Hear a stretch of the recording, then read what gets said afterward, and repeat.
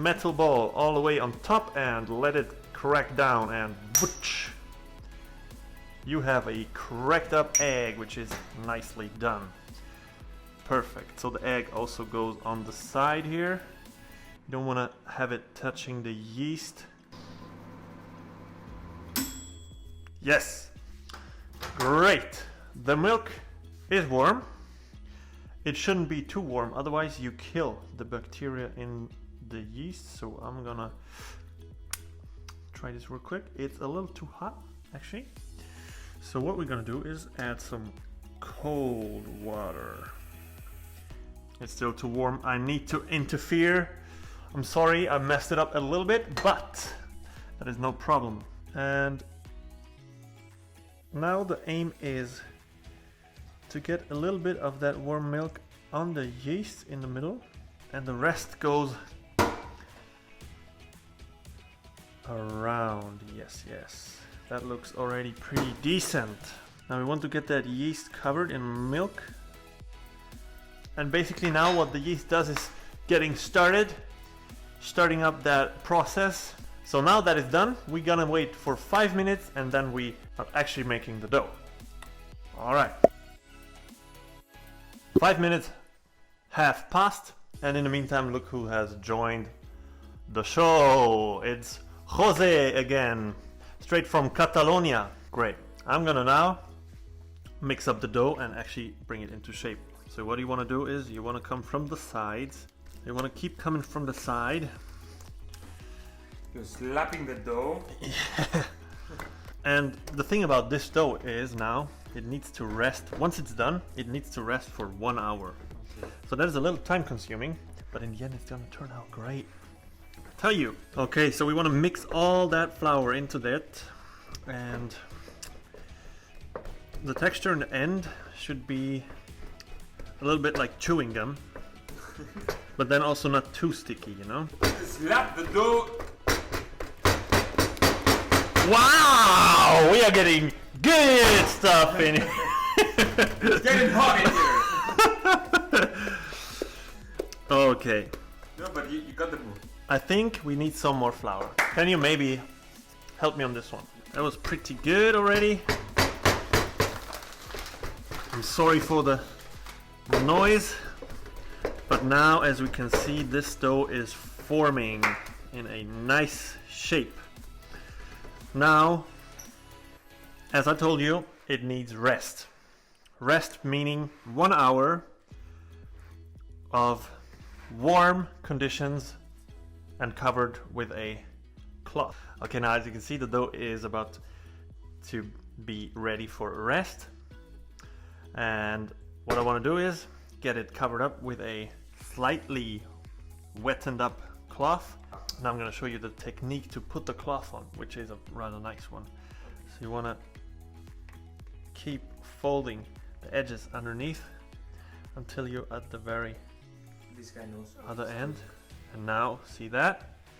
We're going to place it, like my technique is to place it right next to the oven, and every now and then switch on the oven so it keeps getting those rays, you know?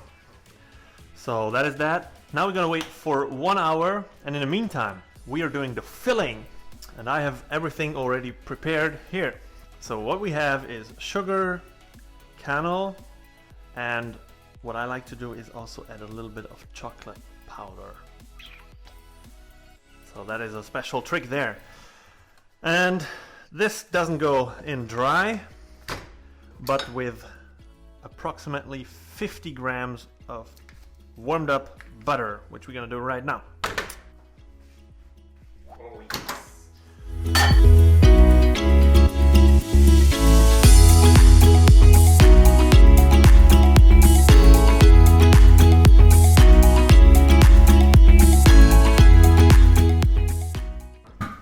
Ooh!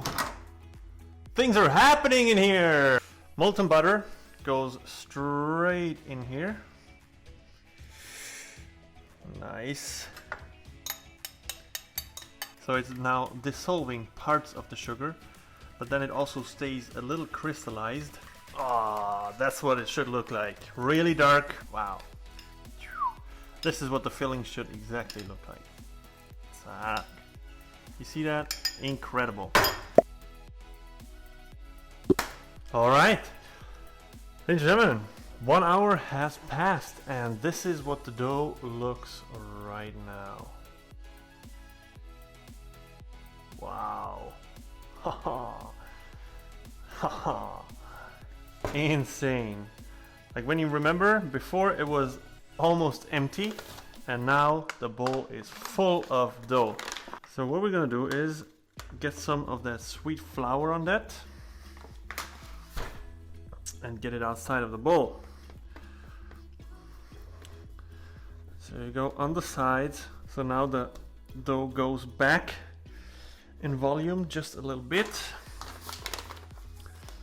Some more flour on the sides.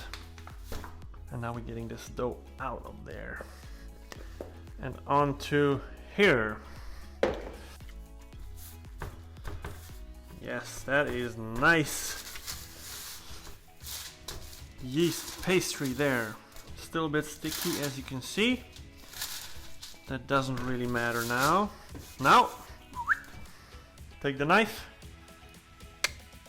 Gonna slice this in half and now we're gonna roll this dough out. So for my case, I'm using this as a rolling pin. I'm gonna roll out this dough real smooth. So you want it at around 1 centimeter thick. That is where we are heading. Yes. That looks quite neat there. Next step, get the filling going. Look at this amazing cream here. All right. Gonna spread that. Okay. This looks pretty decent here. Now, it is time to roll this up, and first we're gonna preheat the oven at around 175 degrees.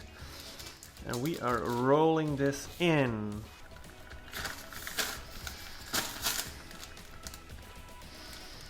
All right. That is our roll. Next thing is to cut it into, I would suggest around 3 centimeters. Just like that. Yes.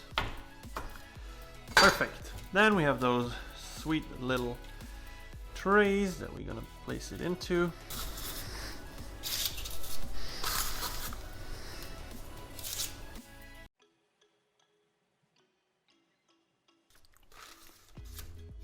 Okay, here you see, that's how they look before they go in. And we want to keep them for 25 to 30 minutes at 180 degrees Celsius. And wow, ladies and gentlemen, I present you fresh and nice Swedish kanelbullar, and they are so soft you wouldn't believe it. Oh, look at it.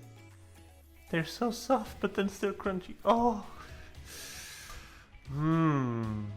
Wow, so delish. I can't believe it. So now they need some minutes to cool off and dry out a little bit. And then they are ready to be eaten. I already prepared some milk. So we're going to try this right now with a fresh sip of milk. Oh, wow.